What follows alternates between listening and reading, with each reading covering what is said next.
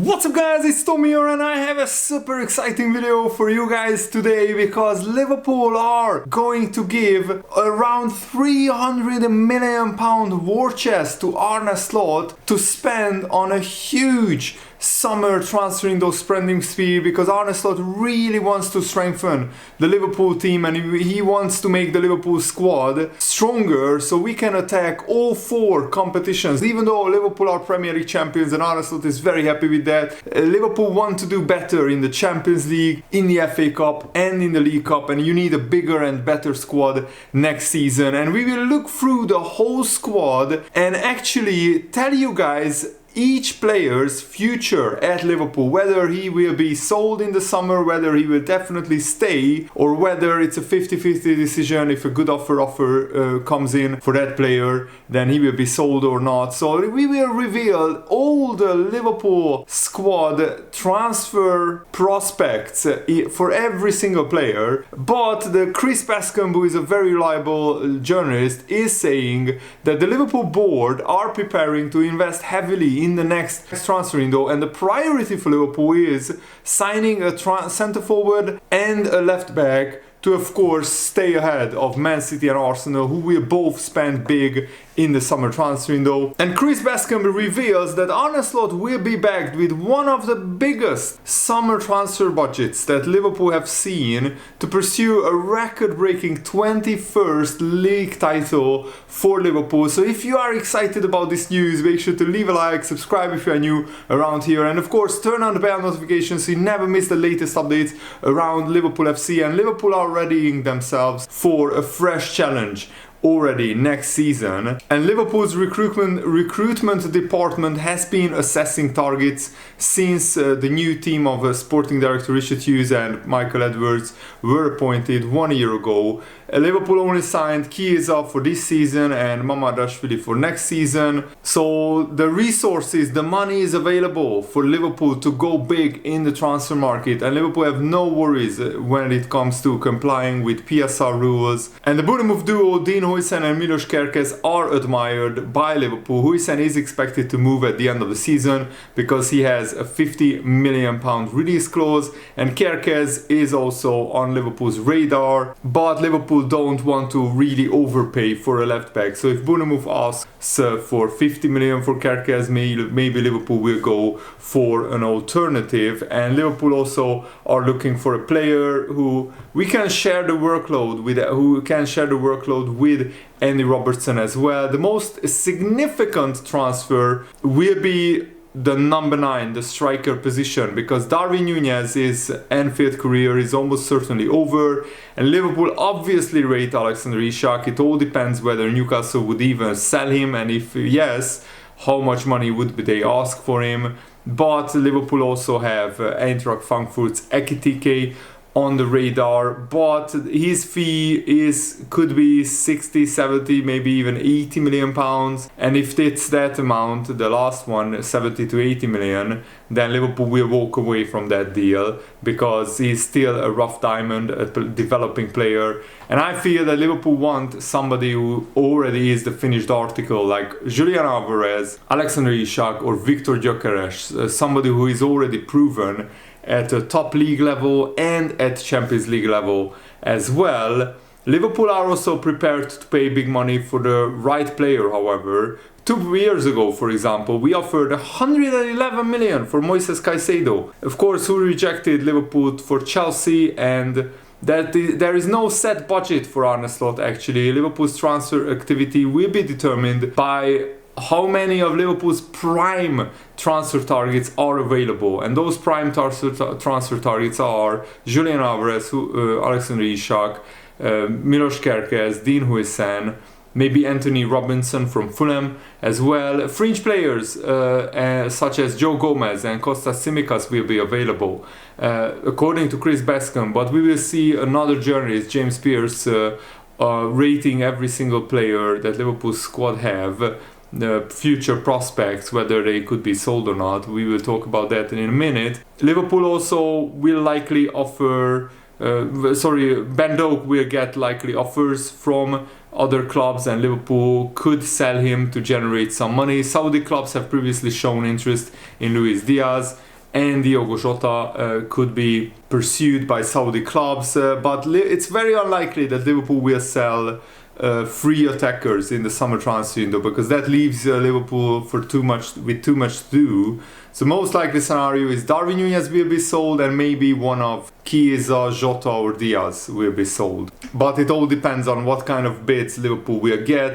Chiesa is yet to make his mark, and Arne already confirmed that Liverpool will rotate, not entirely, but a little bit. Liverpool will rotate their squad, their starting 11 in the last 4 Premier League games. This is like a mini pre-season already, preparing for next season, and we will see more of the likes of Harvey Elliott, Wataruendo, Jarrell Kwanzaa, and also Federico Chiesa, hopefully, and they need to play some Premier League football to see how they fit in to the Liverpool team. Liverpool have been watching Antoine Semenyo closely as well, but I don't think he's a Liverpool level player. But he could be a good backup for Mo Salah for a season or two. It all depends on what kind of transfer fee Bournemouth are asking for. And Kevin Kelleher has made no secret that he wants to play as a first choice goalkeeper elsewhere. So Liverpool would want around 20-25 million for Kelleher. And Liverpool will not actively seek to sell Harvey Elliott. But if Harvey Elliott wants to move and he wants to play more, then Liverpool could entertain some offers for him. It all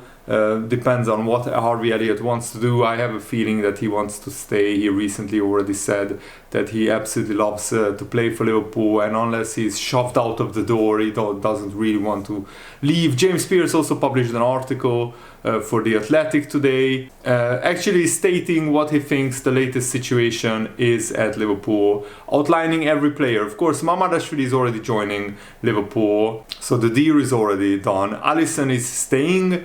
He's very happy and he loves the club, and his contract runs for another 2 years. Kelleher is likely to leave. He wants to be the number 1 goalkeeper, and Liverpool value him at around 25 to 30 million.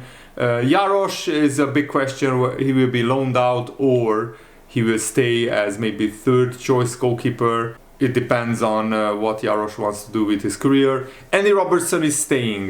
He definitely is not going to be sold because he loves the club and he's a Liverpool legend already, and he already still has 1 year left on his contract, but he would like his contract to be extended. It all depends on what kind of performances he puts in next season. I think Milos Kerkez is very high on Liverpool's transfer list. He's a transfer target and he would cost around 45 million. He's admired by Richard Hughes. Dominik Szoboszlai is not as a defender, but he is listed here, so I will say that Szoboszlai is definitely staying. He's a key player and he is part of the Liverpool rebuild. Jorel Hato is another transfer target. He's very versatile. He plays mainly as a left back, but he can play as a centre back as well. He's admired as a left back option. Tsimikas is likely to leave. He would be sold if a new left back arrives. He has 2 years left on his deal, and also you get more money if you sell Tsimikas than if you sell Robertson with 1 year left on his deal. Dean Huijsen is another transfer target for Liverpool. Liverpool are chasing him. There is serious competition. Chelsea is currently ahead in the negotiations, but nothing is decided yet. Ibrahima Konate, now his future is uncertain because the contract talks are dragging out months and the future is undecided. And actually, if there is no agreement, he could leave in the summer. If Konate doesn't sign a new contract, then Liverpool are forced to maybe sell him and sign a big replacement player. That is a worrying scenario because I'm not sure if we could get a centre back as good as Konate. Maybe if we sign Dean Huijsen for Konate as replacement, that could work. But then we definitely need to keep Jarrell Kwanzaa and Joe Gomez. And James Pearce say that both players are staying. Kwanzaa was linked to Newcastle, but Liverpool are not open to selling him. It would take a huge offer for Liverpool to consider selling him. And also, Joe Gomez was mentioned as possible defensive cover because he can play centre-back and he can play right-back. So there is a scenario where Liverpool don't sign a right-back replacement, which I think, in my personal opinion, it would be a big mistake. But Liverpool could go with Joe Gomez as a backup to Conor Bradley, but there is no talk of a transfer for Joe Gomez. Conor Bradley is definitely staying. He will be backed to step up as Trent Alexander-Arnold's replacement if or when Trent Alexander-Arnold leaves. Still very likely that he will leave, but there is no official announcement yet. Now let's talk about the midfielders. So we already talked about Szoboszlai staying, Gravenberch is staying, he's very important in the deeper midfield role, no suggestion of a move. Same with Alexis McAllister, he's an absolute key midfielder for Liverpool, no transfer talk. Curtis Jones is staying. This was a big season for Curtis Jones. He was a regular player in a title-winning Liverpool team. So dream come true for the Scouser Curtis Jones. He's very settled part of the core midfield. Harvey Elliott's future is uncertain. We already touched on that. He wants more minutes, he loves the club, but he's considering his future. But hopefully with Harvey Elliott getting a lot of playing time in the last 4 games of the season, he will be convinced to stay. Vatarando is staying as well. He's very happy, he's very settled, and he's valued as a squad player. He doesn't play much, but he comes on regularly in league games to close out games, and he starts in some cup games. Martin Zubimendi is not a target at the moment. Liverpool missed out on him last summer, and no current pursuit mentioned. Angelo Stiller, a Stuttgart midfielder, he was an alternative to Martin Zubimendi, and he was mentioned as last year fullback to Zubimendi, but that's not an active pursuit by Liverpool now. And Stefan Bajcetic, it looks like he will be staying for now, and he will be given a pre-season to stake his claim to be a squad player at Liverpool next season. He had a really good loan spell at Las Palmas, and he will be assessed by Arne and the Liverpool staff during pre-season. So I hope that Bajcetic makes it, because he's a tremendous talent. Tyler Morton is expected to leave. He's valued at around 20 million, but I think if even if somebody bids 10-15 million, I would sell Tyler Morton, because you don't want to keep him around with Bajcetic coming back. So maybe no holding midfielder will be signed, and just Bajcetic will be like a new signing. Now let's talk about the strikers, because it's very interesting. Darwin Núñez is the most nailed on sale in the forward department. He's expected to leave. He scored just 7 goals all season. Liverpool are very open to selling. There is interest from Saudi clubs, from Atletico Madrid, from AC Milan. I think he would absolutely thrive at Atletico Madrid, where there is a big South American contingent as well. The Alexander Isak transfer, at the moment, it looks like it's unlikely, because even though Liverpool admire him hugely, Newcastle would want 150 million, and that's not seen as a realistic option for Liverpool. Anthony Gordon, it looks like he's no longer a target. He was a £75 million option last summer, but he's not being pursued now, and he doesn't even start for Newcastle, because Harvey Barnes has had a couple of really great months at Newcastle.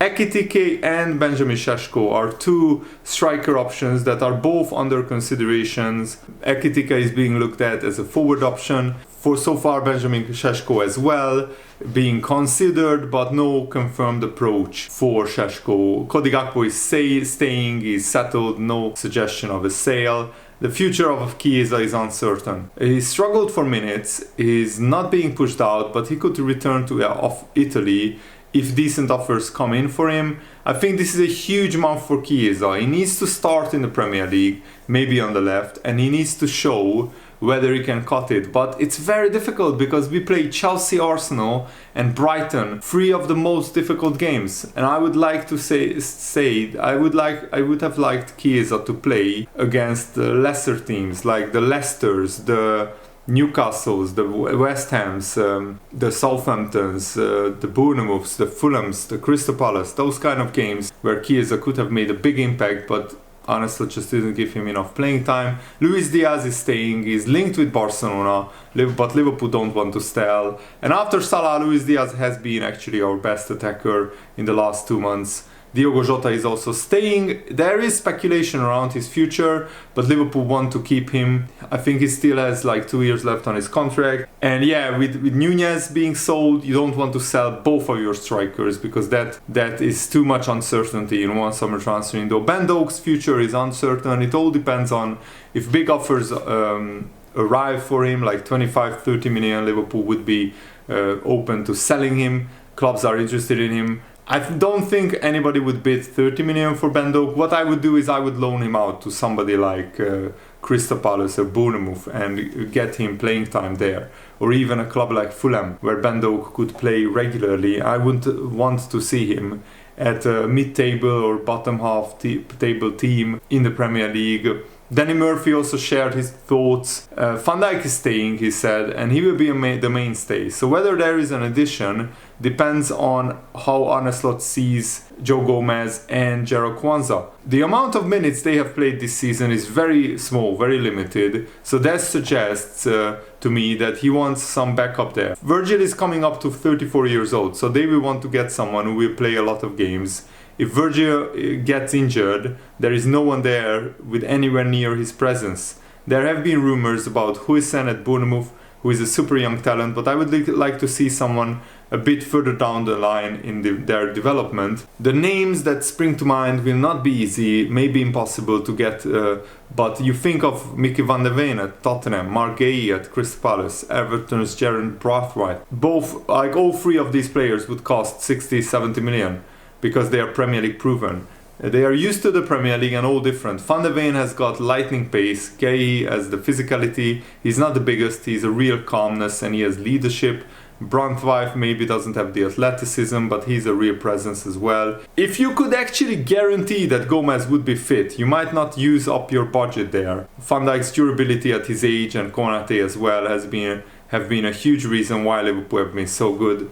But I think Liverpool need to look at centre-backs, and I agree with Danny Murphy. It's a really contentious position. Jurgen Klopp also messaged Arne Slot. He said, now you know how special Liverpool is. He said, congratulations Arne Slot. Revealed Jurgen Klopp's message, and now you know how special of a club it is, and now you are part of history as well. So that's really, really good. Jurgen Klopp was actually really happy for me. The players, the staff and the fans, like we all know Jurgen. Maybe I forget a few, but I think he was the most famous one. Jurgen Klopp is top human, isn't he? Not that it is a surprise. And I hope that we see Jurgen Klopp during the trophy parade. And Mo Salah posted this on his social media. This is what I wanted to close the video with. This is what we wanted to deliver to our fans. More than anything, this is a club that should always compete for everything and be right at the top. No excuses, all teams win games, but in the end there is only one champion. That's what history remembers, and this applies to next season as well. So Liverpool and Salah are already targeting next season's Premier League title, and I think Liverpool will be hungry next season as well to bring more trophies to home, to Anfield, and to Liverpool fans. What a season it has been, and I can't wait for next season, and I can't wait to report more transfer news for you guys. Thanks for watching, have a nice day, see you later, goodbye.